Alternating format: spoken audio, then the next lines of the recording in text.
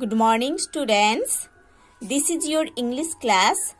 Today in this class, we are going to study chapter 6.1 of Unit 6 in your English literature book. So students, let's open page number 142 in your English literature book. Now see on the top of the page. There is chapter 6.1 of Unit 6. The topic is here, the Battle of Waterloo. Okay, the topic is here, the Battle of Waterloo. So students, now start read. The Battle of Waterloo was won on the playing fields of Eton. Battle of Waterloo win किया गया था playing fields of Eton में. Okay, do you know who said this words and when? आप जानते हो क्या ये words कौन बोले थे और कब बोले थे? It was the Duke of Wellington who said these words after winning the Battle of Waterloo. Duke means the highest rank of a nobleman, belonging to a family of high social position. Okay? The highest rank of a nobleman. ठीक है? It was the Duke of Wellington. इन्होंने Duke of Wellington थे. इन्होंने Duke of Wellington थे जिन्होंने ये words बोले थे तब जब उन्होंने बैटल ऑफ वाटरलू विन किए थे. This battle was fought on 18th June 1815 between Britain and France. ये बैटल हुआ था 18th जून में 1815 में ब्रिटेन एंड फ्रांस के बीच. There was a fierce battle near a village named Waterloo, which is now Belgium. ये battle ऐसा एक battle है जो कि वाटरलू में हुआ था, है ना? ये बैटल ऐसा एक बैटल है जो कि वाटरलू के पास एक विलेज में हुआ था.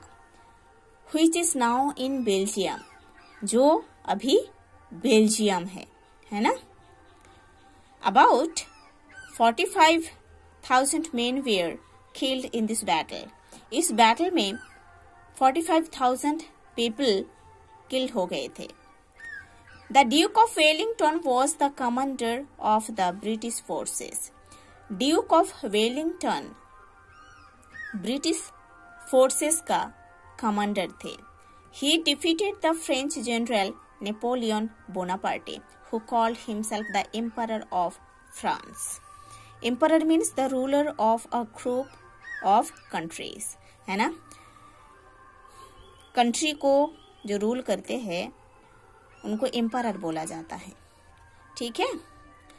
सो इस बैटल में ड्यूक ऑफ वेलिंगटन जिन्होंने ब्रिटिश फोर्सेस का एक कमांडर थे, उन्होंने डिफीट किए थे फ्रेंच जनरल को जिनका नेम था Napoleon Bonaparte. He was a famous person we no.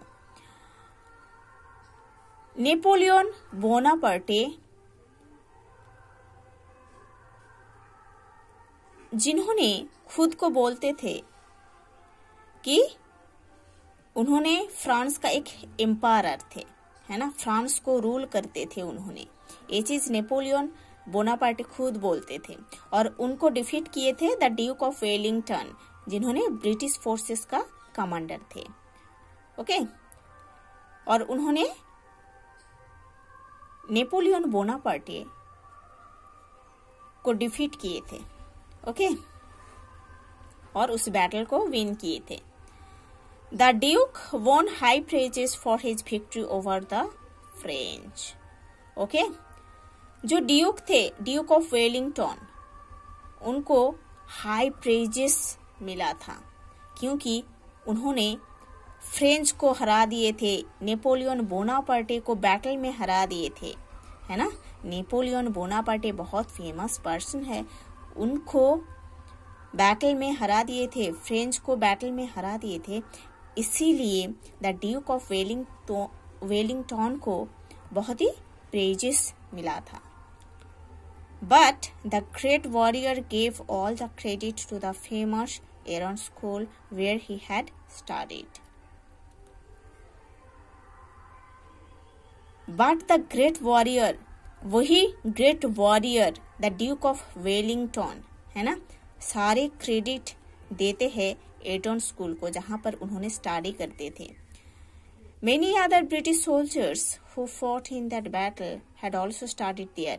ऐसे बहुत सारे ब्रिटिश सोल्जर्स हैं जिन लोग एटन स्कूल में पढ़े थे. Eton was then one of the largest public schools of England. Eton उस टाइम का जो इंग्लैंड है ना, उस टाइम का जो इंग्लैंड था, उस टाइम इंग्लैंड में लार्जेस्ट सबसे बड़ा पब्लिक स्कूल था.